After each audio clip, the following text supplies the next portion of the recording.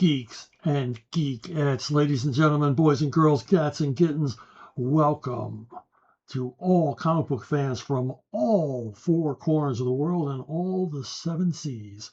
Welcome back to another thrill-packed episode of that font of insider comic book knowledge known as Ask Chuck Dixon, where you get to ask me, a well-beloved, world-renowned comic book writer. Everyone adores my writing. Even my enemies. Even people who hate my writing love my writing. They can't help themselves. Anyway, enough of that.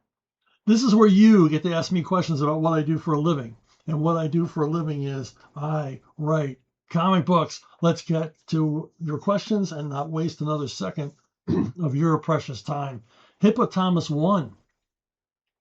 He wants to know, okay, this is an odd question I have that's loosely inspired by the Oscars recently airing. Do awards really matter? My line of thinking is that the achievement itself should be the goal, not the reward. Or rather, we shouldn't do something just to get an award. I've never thought in terms of awards. I know people value them. They want those things up on their mantle. They want it in their resume. They want it in their profile. But all in all, an award really doesn't mean anything. Awards are a lot of times arbitrary.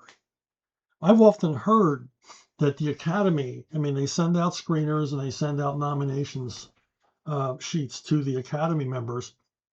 And I've often heard that many of those votes are done by their assistants or secretaries, that the actual members of the Academy couldn't be bothered because they really don't care, because the awards don't matter.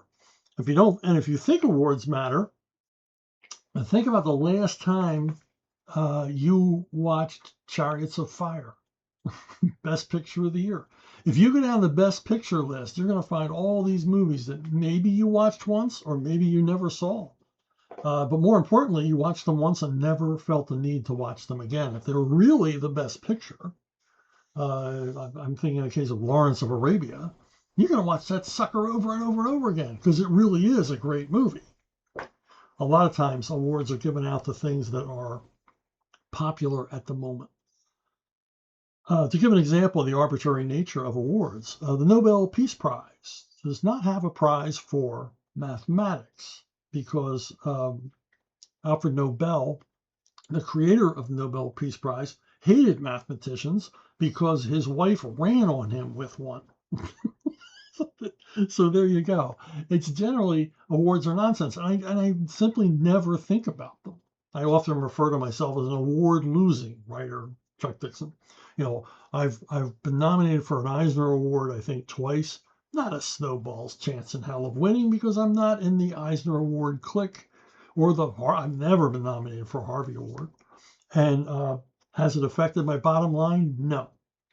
Can we look back across Eisner and Harvey Award winners and see people whose work vanished?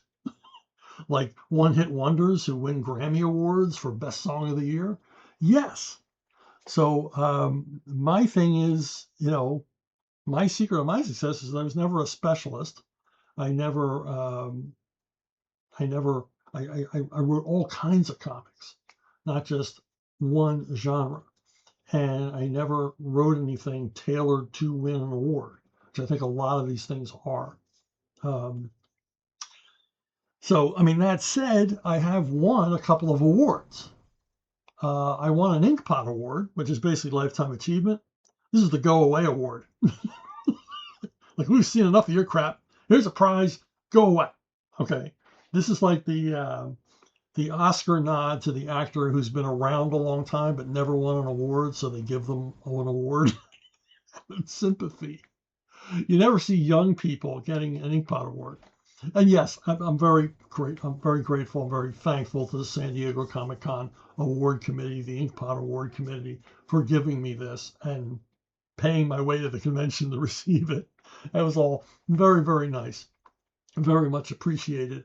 And I know it was given in only the best spirit. I'm having some fun here, and I do treasure mine. I'm looking at it right now in my display case, next to my Asterix action figures.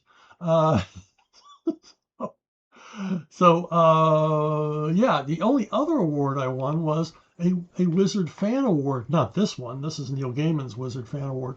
I can see the Fan Award as well in my display case, but I can't. It's next to my talking tick figure. But I was too lazy to get it out and take a picture of it. So I used Neil Gaiman's Wizard Fan Award, and I probably won my fan award this same year. It was for Bane, and this was voted on by Wizard readers of Wizard magazine. So I actually treasure this more than a award given to me by a committee because it was more democratically chosen by fans. So yes, I do. I'm very grateful to get awards, but I don't write for awards. I mean, I think that's very, very silly. Steve Martin once said, entertainment can be art, but to try to create art out of entertainment, you got to be an idiot. So I just keep my head down and make up my stories, and I hope somebody enjoys them. And my award is you, dear audience. I do mean that. I'm messing around, but I do mean that. I appreciate all of you who pick up my work and read it. And it is very much appreciated around my house. Trust me, puts food on the table, pays the rent. I don't rent, but it could pay the rent. Okay, enough of my silliness. Woo! Twin spin. We're starting off heavy here. Twin spin for Hippopotamus 1. He wants to know, do you know why the spoiler never appeared in Batman the Animated Series back in the 90s? She seemed to be a really popular character back in the day. Yeah, spoiler, as I've said before, spoiler started as a plot device. I wanted to do a story where one of a supervillain's kid became a vigilante just to give, dad trouble. And I picked the Clue Master because he's really, weak sauce compared to the Riddler. I never understood why the Clue Master was ever even invented. But I thought, well, what if he had kids? A kid.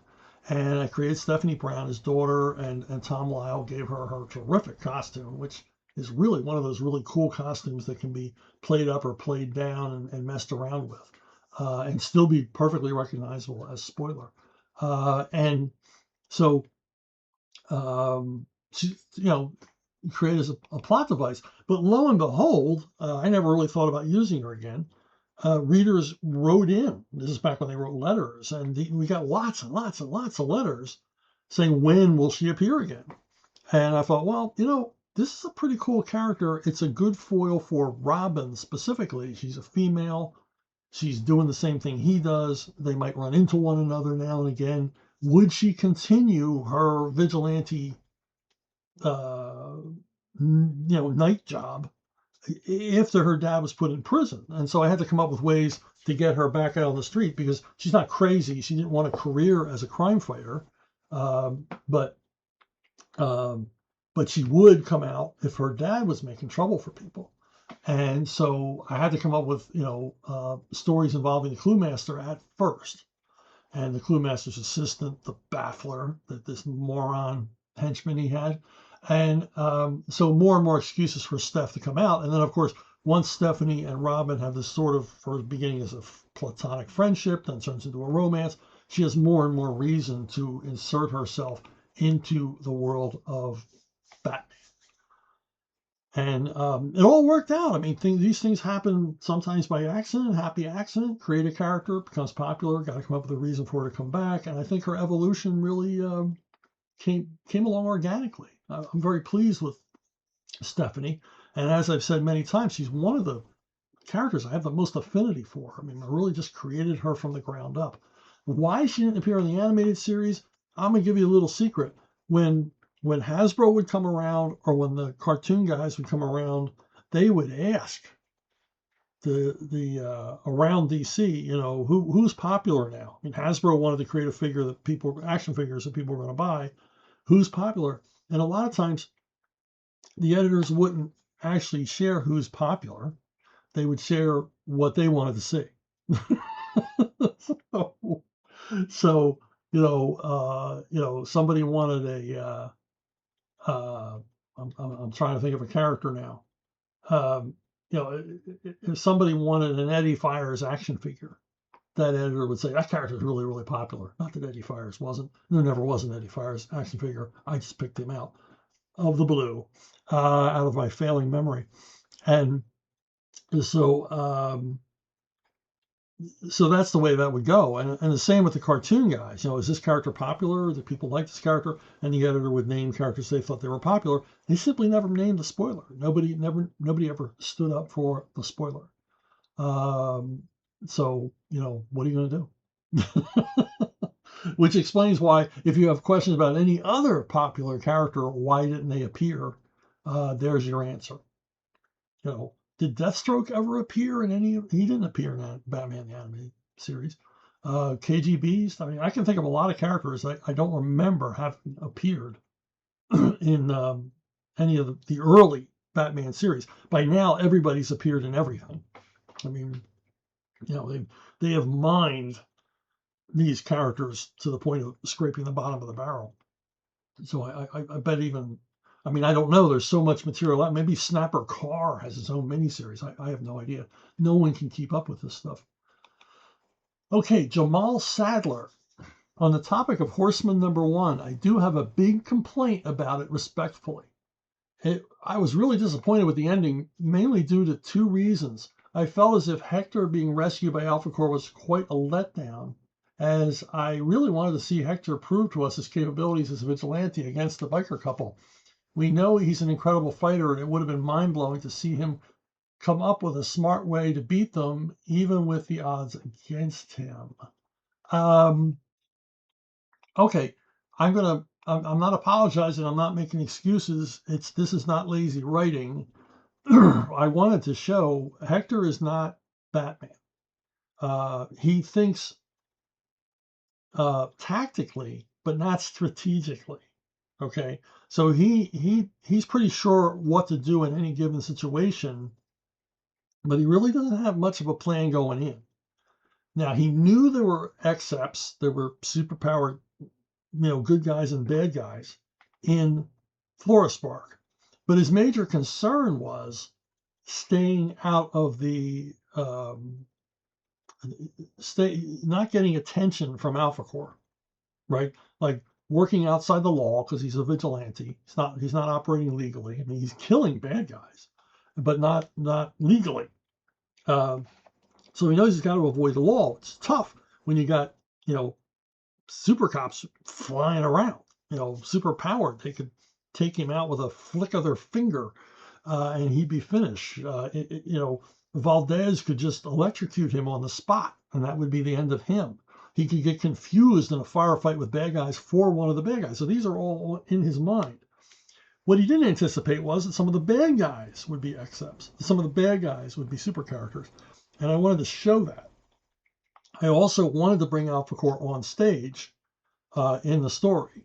And because he's if you're reading it, and if you get Alpha Corps 3, and if you get the next Horseman, you're going to see Horseman 4, which Joe Bennett is working on right now. Pages are amazing.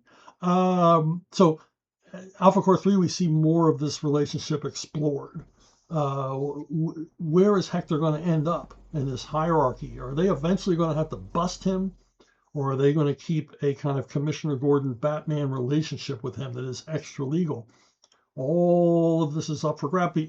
All of this is up for grabs in Hector's ongoing origin. So I really meant for the story to play out that way. And so it wasn't just, you know, a quick and easy, you know, Deus Ex Machina that, you know, Alpha Corps shows up to save his ass when he's in way over his head. And then, of course, you know, in subsequent stories, he has to begin thinking in terms of, well, what if I run into an except? I've got to think about that. I've got to, you know, either avoid them, do a little more intelligence work, or fall prey to them constantly. And in an upcoming story, you're going to see how he deals with that. I kind of think of Hector. He's kind of he's not as smart as Jim Rockford, but he's kind of a Rockford kind of character. If you've ever watched Rockford Files, Rockford got the crap end of the stick more often than he won. He got beat up way more often than he ever beat anybody up. And, he had to learn. He learned very quickly to avoid trouble. Hector has not really learned that yet, and he really needs to. So, I'm not sliding out under any accusations that I sort of cheated here. It really was part of the story. And later on, we're going to see a smarter, more resilient, more strategically thinking Hector. Because remember, Hector he's a vet. He's a combat vet, but he was a grunt. He took orders. He wasn't looking at the big picture. He wasn't in the command tent looking at the maps, looking at the big board, deciding what to do next. He just knew, hey, I'm on the street, and this is how I deal with this situation, that situation, that situation. So more strategic, more tactical in his future. He's got a learning curve, which is what I really love about this character. He's learning as he goes, which is what I think makes him relatable, and what I think makes him very, very popular in the Rippaverse. He just landed, and everybody fell in love with him. So very grateful once again to you folks for supporting me making stuff up. David Jordan, since that Heroes Reborn Captain America you wrote didn't end up anything like what you wrote, would you give us a synopsis of what it was? You said you reframed what his and Bucky's role in the war was, and that got me real interested.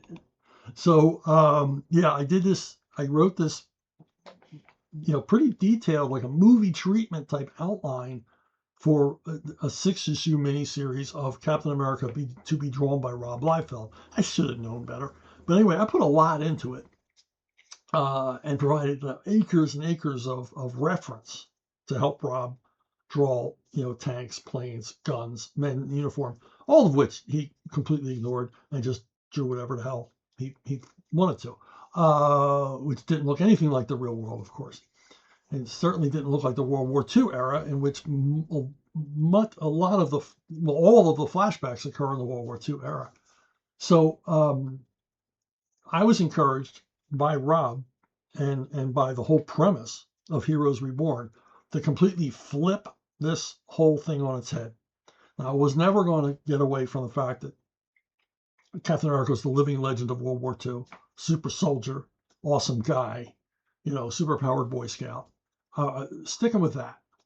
But what was his World War II career like, and who was Bucky? I wanted to bring Bucky. I wanted to bring the Red Skull in. I wanted to bring all those characters we know and love in. And so I had flashbacks to the Battle of the Bulge.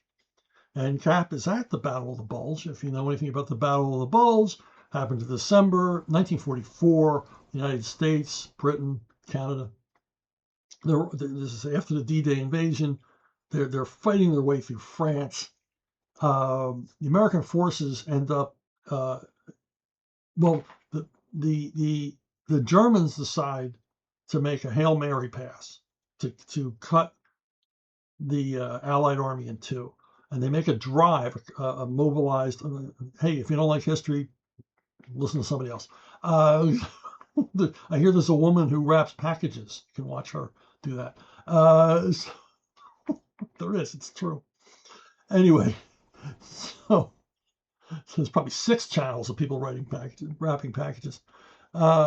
Anyway, the Germans drove across France and Belgium for Antwerp, the port city, and this is going to cut the Allied army in two, provide the Germans with a port that they would deny to the Allies for bringing in shipping, because all kinds of stuff was coming in Antwerp to help with the Allied effort. Anyway, the Germans thought this would, drive the Allies back, slow their advance, everything else, and take back some already captured territory from the Allies. Just beat them back to the beach. And the focal point, or what became the focal point of all this, was a little town in Belgium called Bastogne.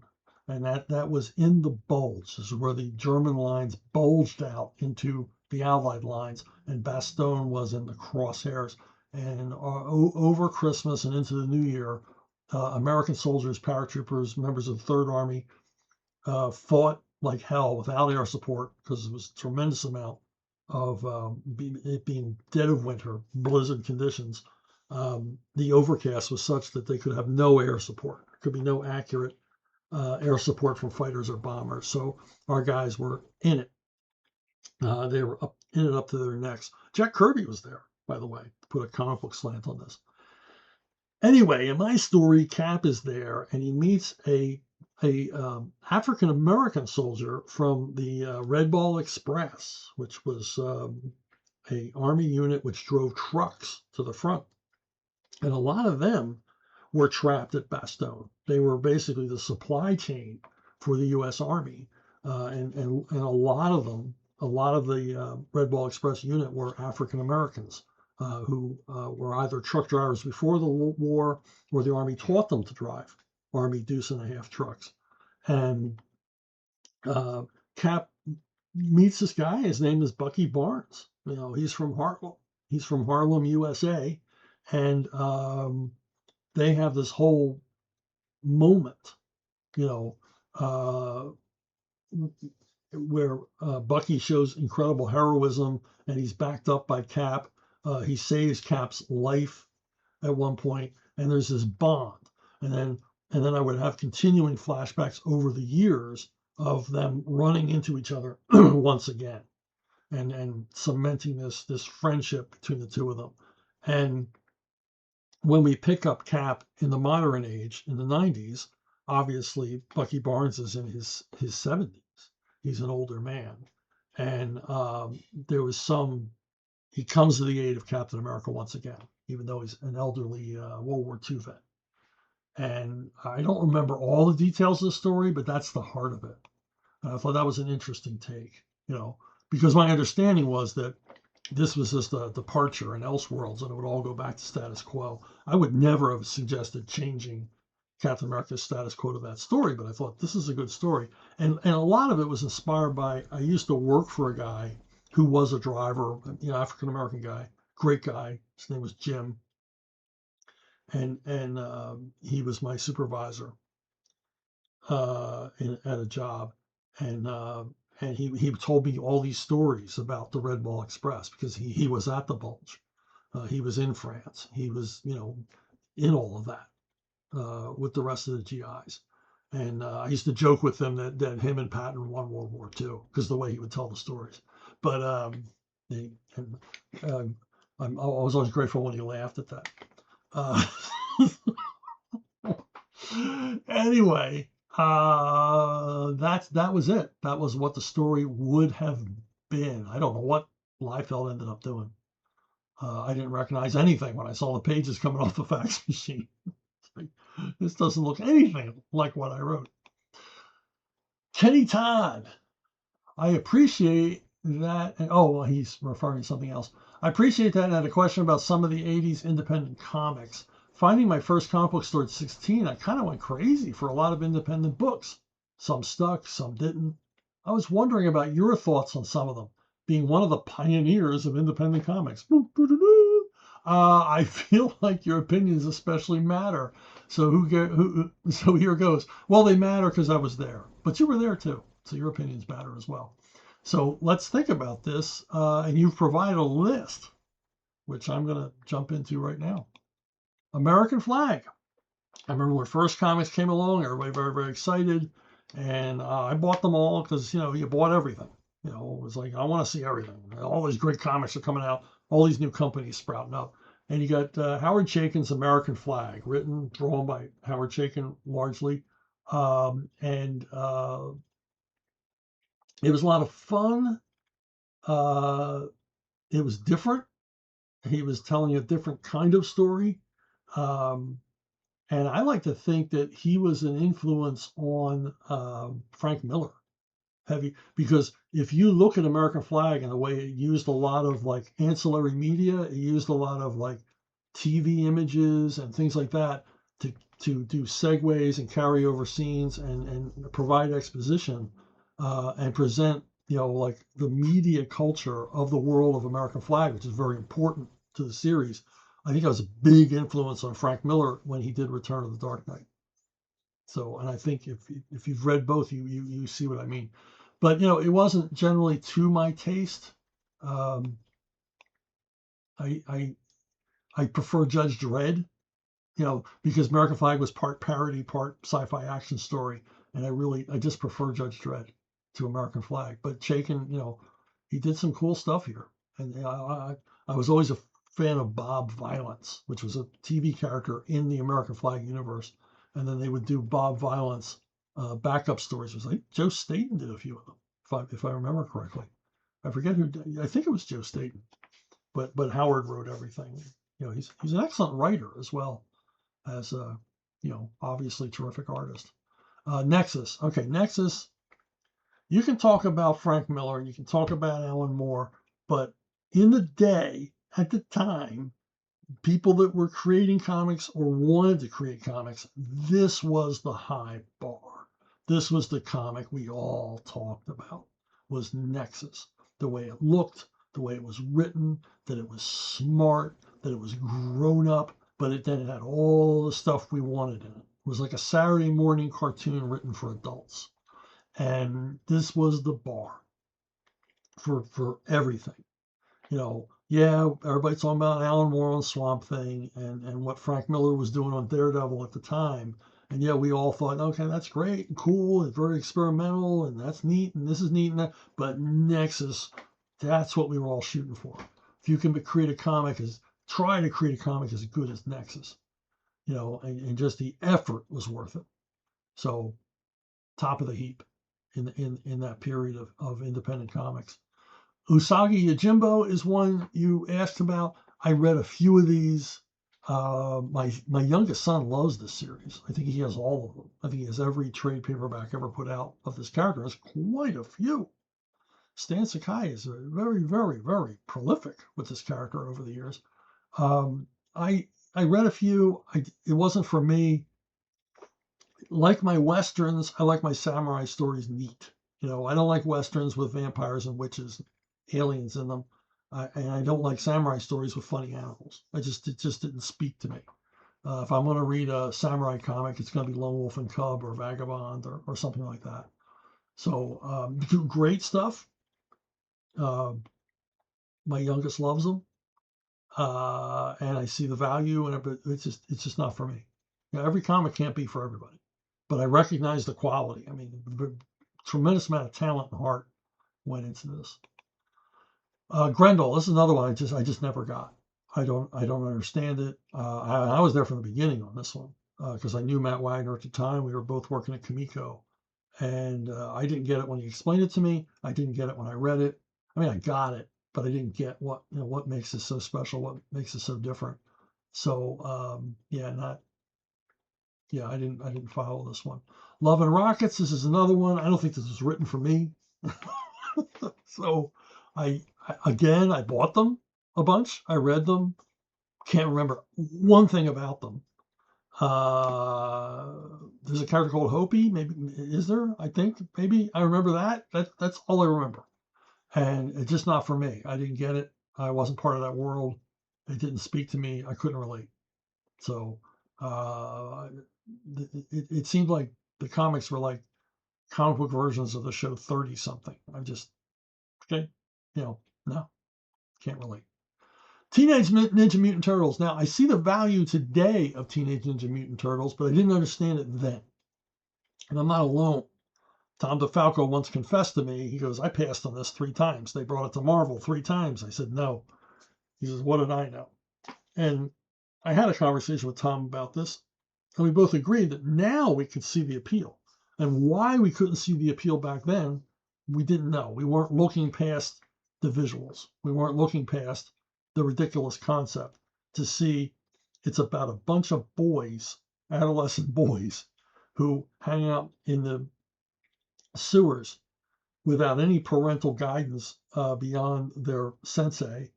And they just run around the streets at night getting in fights and eating pizza. What wasn't there to like for an adolescent kid? And over the years, I got to meet the guy who put all the movie and toy deals together for Eastman and Laird. And I got to spend, I've never spent any time with Eastman and Laird, but I got to spend a lot of time with their, basically their agent and manager at the time.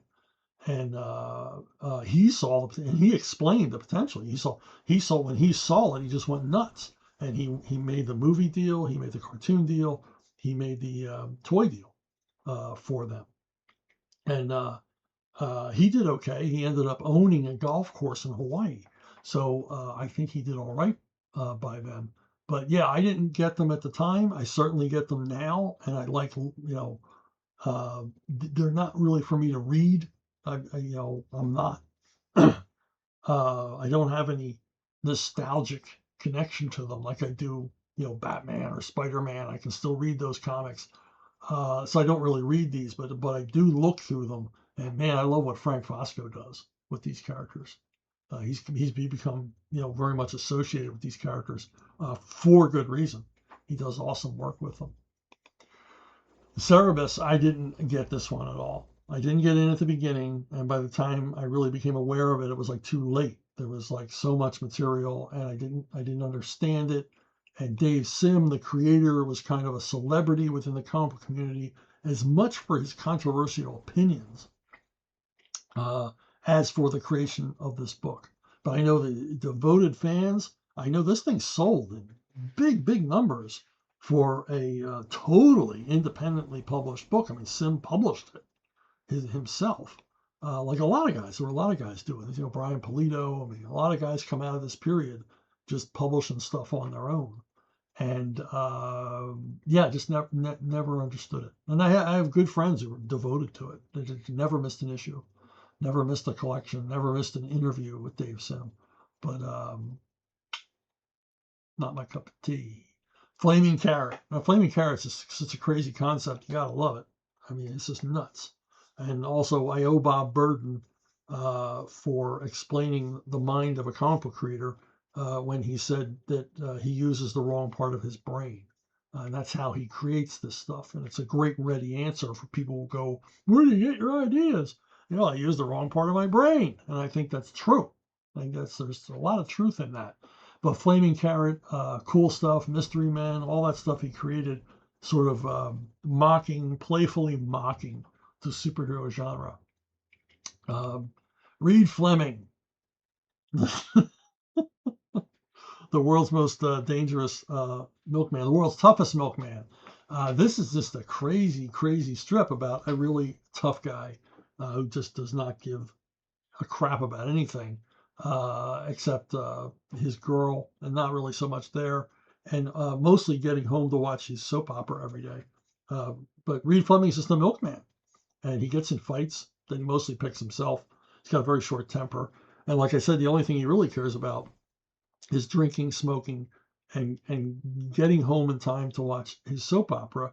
I can't remember the name of the soap opera, but the gag is that there's a character who's been in a coma in the soap opera for like the last 6 years, and Reed doesn't want to miss the episode where he wakes up.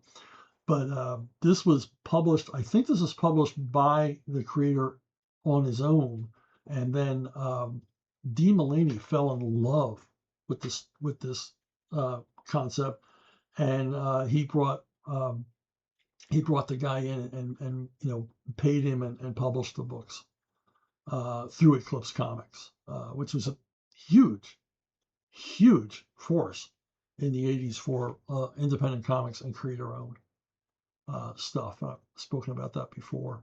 But Reed Fleming is, I think there's a trade paperback out there. Go pick that up. Awesome stuff. Twin Spin, and yet another Twin Spin. Here we go. Kenny Todd is back with, I also wonder if you think the 80s was a creative boom we'll never see again. Yeah, I think, I mean, you got all the crowdfunding and you've got independent publishers still and everything else.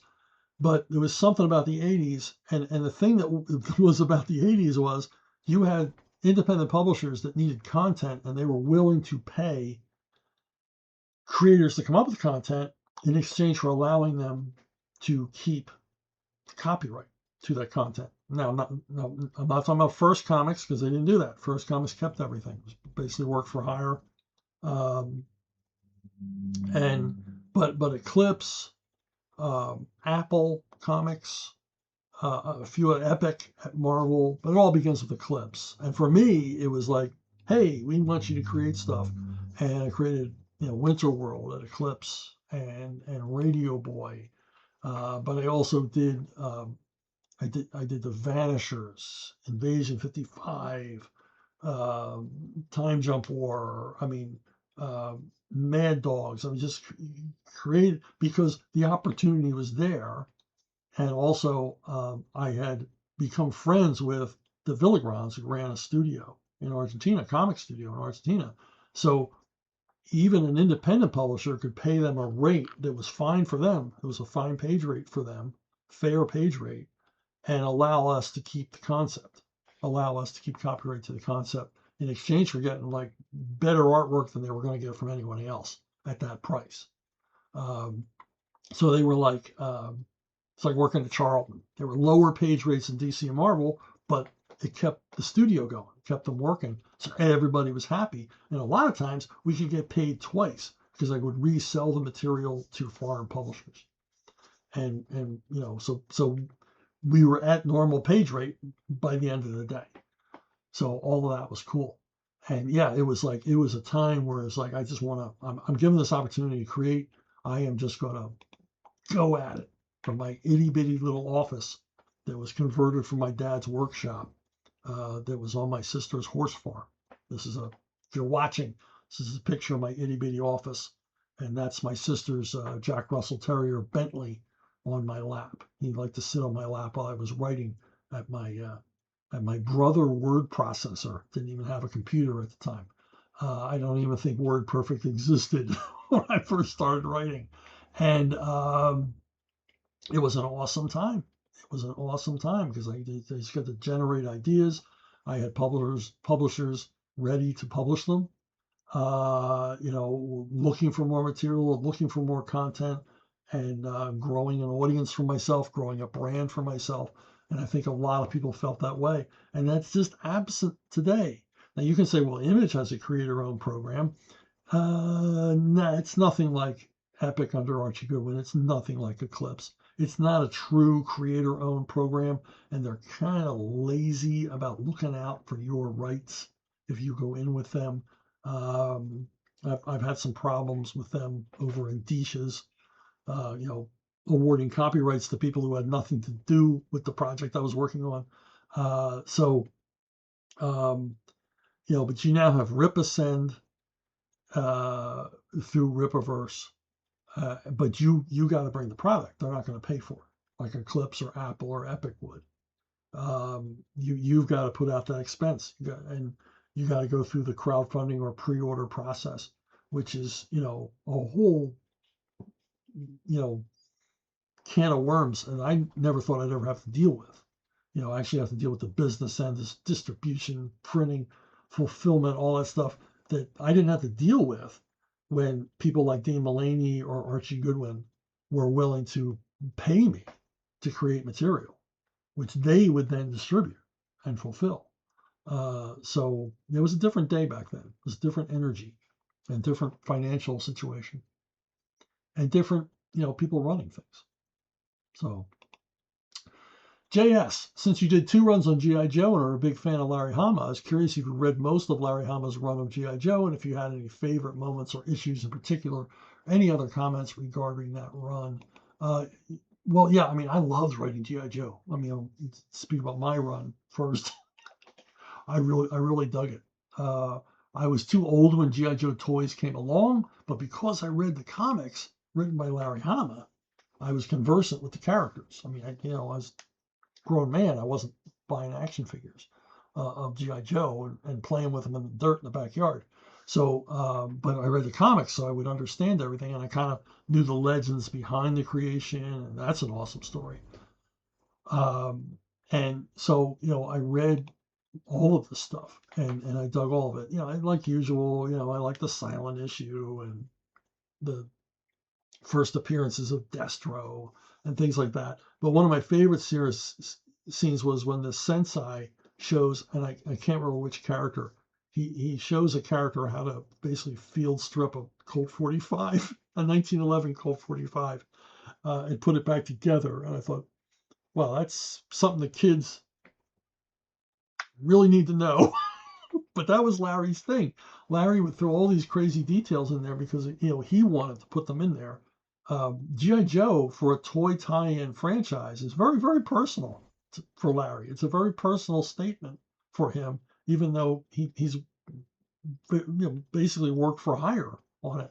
But he would throw in all kinds of things from his own military experience and background and interest and everything else. He very much made G.I. Joe about Larry Hama in a good way, because he had so much to share in his particular world outlook and everything else that he would share through the pages of G.I. Joe, which made it unique and different and much, much better than any toy tie-in comic ever had a right to be. And I always liked the story. I've told this before. When he would write the back of the blister cards, he would write those profiles for each G.I. Joe character, their name, where they were born, their specialties, and everything else. And he would include all these details, military jargon and military details and specifics about weapons and things like that. And Hasbro's like, we don't understand this stuff, and kids won't understand it either. You got to simplify it, dumb it down. And Larry stood his ground, and he said, no, because when kids see something they don't understand, they assume it's cool. And isn't he right?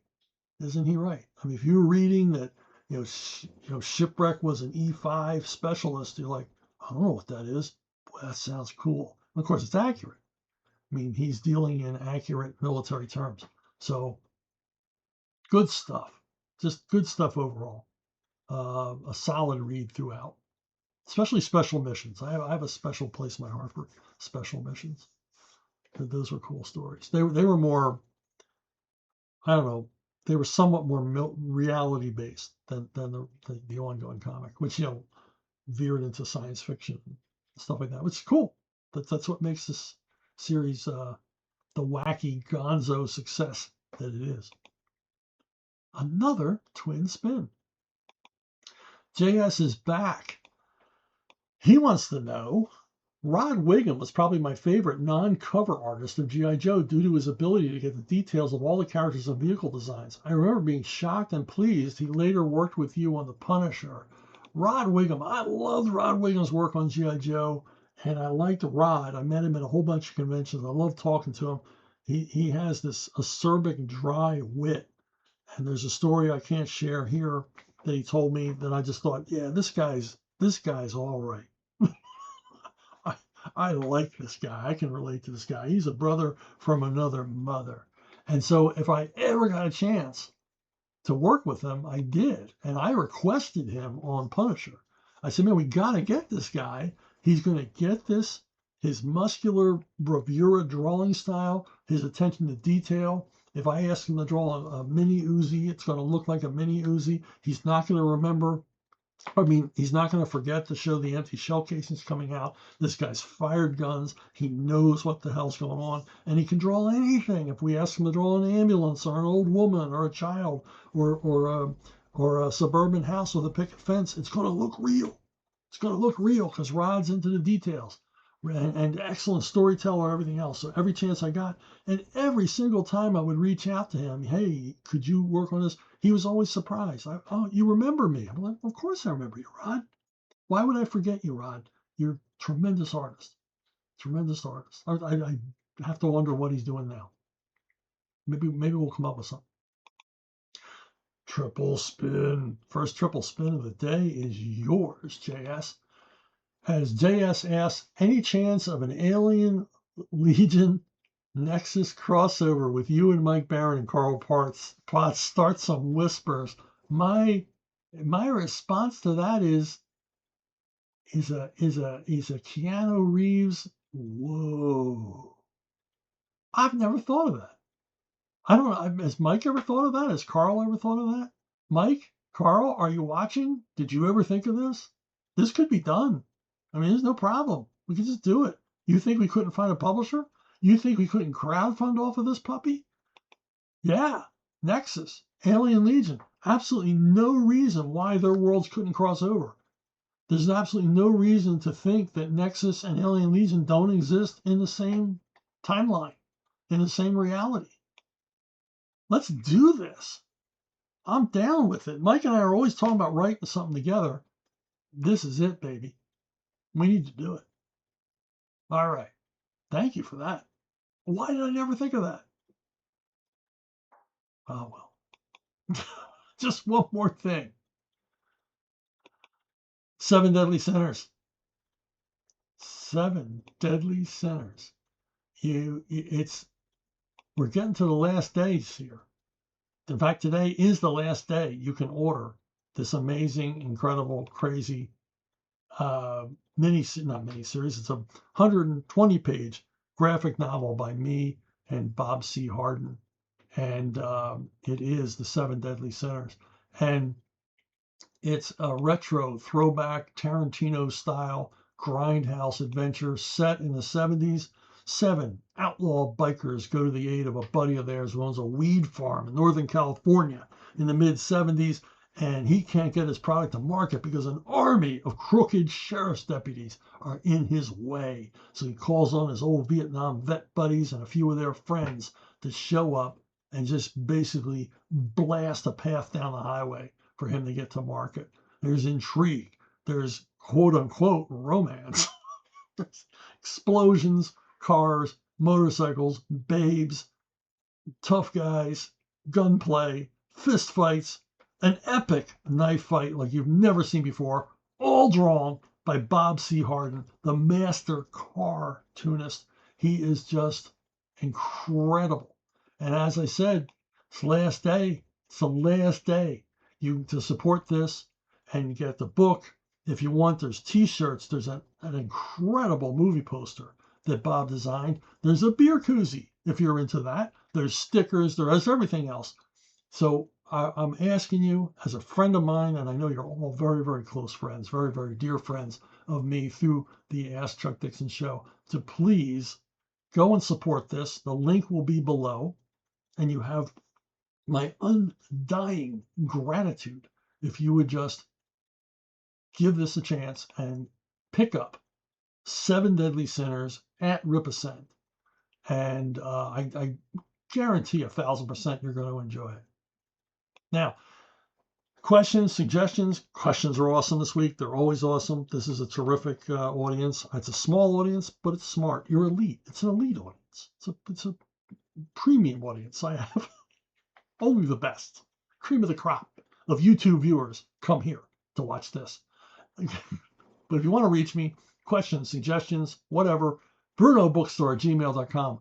BrunoBookstore@gmail.com. And so that's it. That's it for this week. Thanks for listening. Thanks for watching, subscribing, all the rest. And remember, last day. It's the last day. Go buy it, please. I'm not begging you. I'm asking you. But go buy it. You know me. I try to deliver, and Bob and I deliver on this one. Absolutely promise. So I'll see you all down the road.